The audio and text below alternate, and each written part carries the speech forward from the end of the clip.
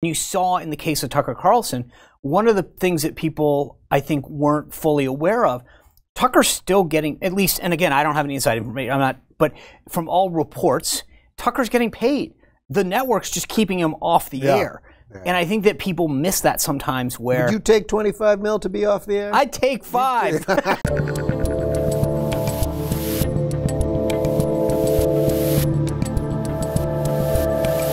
All right, we are live in the local studio. I'm Dave Rubin. This is the Rubin Report, and joining me is the former White House press secretary, President Donald Trump, a former host at Newsmax TV, and host of the unnamed new podcast that I can't say is the Sean Spicer Show. It could be. The Spicer and something, or Spicier, or something. All be to determine. Thanks for having me. It is good to be with you. First off, just look at the two of us. I mean, we look like we should be hosting a show together. Or all right, deal. That's it. We settled it.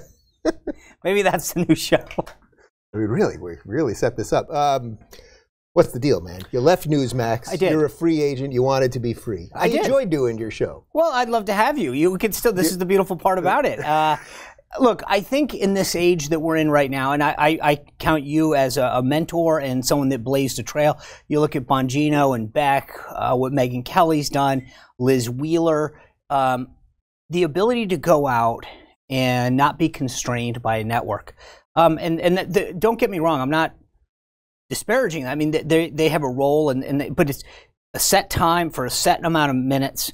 I looked at the upcoming cycle, President Trump's obviously the front runner in the Republican nomination.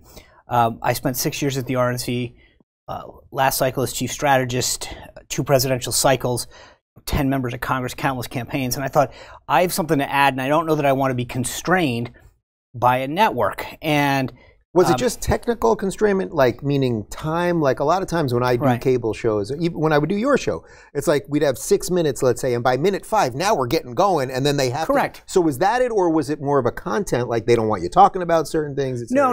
It wasn't that much. To your point, you have 6 minutes to break down a very complex subject. Why the rules of the party, why the debate structure is what it is. It doesn't lend itself to 6 minutes. First and foremost, and second, maybe you want to go on for 20 minutes, maybe you want to do some additional videos. The thing that people have to understand is that when you sign a network contract, whether it's Newsmax or Fox or ABC, the trade-off that you're making is, I will restrict what I do to that network. That's what they're buying from you. It's saying, well, you've got a lot of expertise or insight, and we're basically buying it from you so that you can't go anywhere else and display that. I get that. But there was a point at which I realized the future is independent media, the ability to put stuff out and allow it to go on different platforms. So maybe you want to put out a tweet, obviously Rumble and YouTube, locals. There's all these different ways of getting things out. And you look at the major cable stations, Dave, the average age of a viewer is 70 years old. Now, those are a very highly, it's a group that votes in a very high propensity. They vote, right? Yeah. So it's important.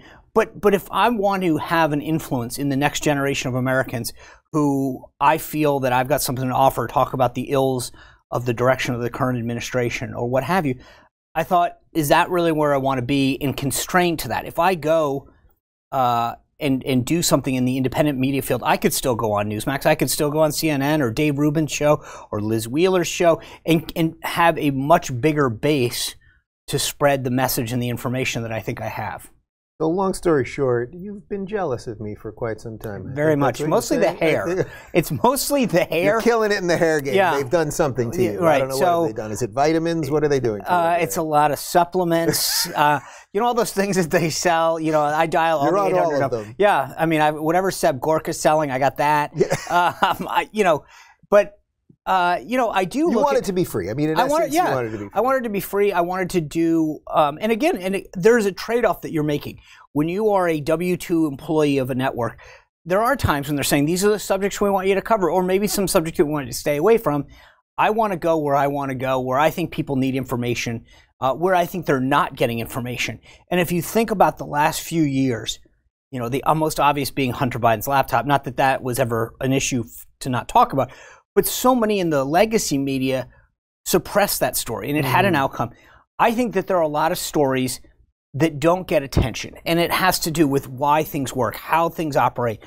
And that going in this direction gives me that ability to have that conversation. Can you talk a little bit about how newsrooms operate? Because I think for people that watch my show, or they watch some of the guys that you just mentioned there, they watch Tim Pool, Megan, et cetera, you're just seeing one person take in knowledge, take in what's going on Twitter and everything else. And then I try to communicate that back to my audience over, let's say, an hour, something like that.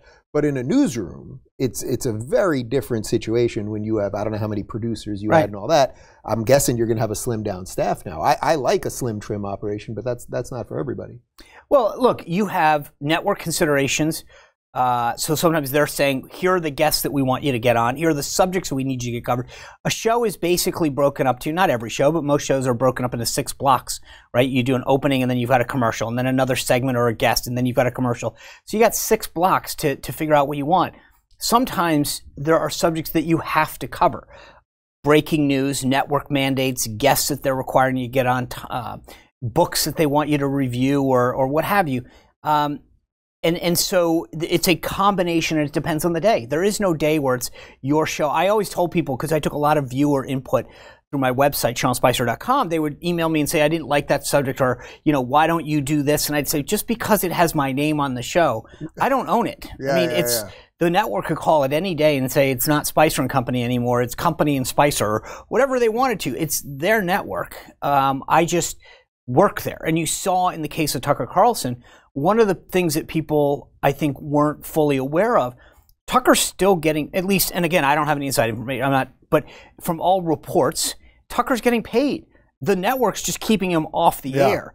Yeah. And I think that people miss that sometimes where... Would you take 25 mil to be off the air? I'd take 5. I mean, I don't say, sure, I would take 25 million to be off the air. Yeah. I think Tucker's in a very different situation. He wants to have the influence.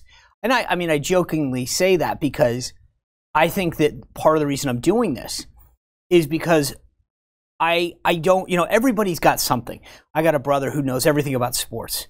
That's really not my thing. Some people are really good at art. I love politics and the media. I think that based on my 30 years of doing this, I have the ability to translate what's happening and why. Why someone went to a particular place, why they gave the speech at that particular time, why they spent their money in their campaign in the way that they did, or maybe why it was a mistake that they did something the way that they did.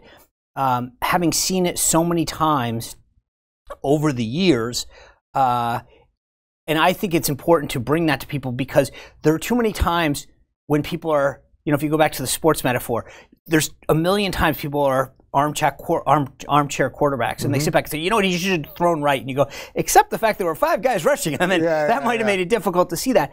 I think sometimes in politics, what I want to break down is the ability to say, I know that might seem obvious, but here's why that's a bad issue. And the most obvious thing, I always tell people this, when I was the assistant U.S. trade rep, for a long time, people had urged us to file an intellectual property case against China.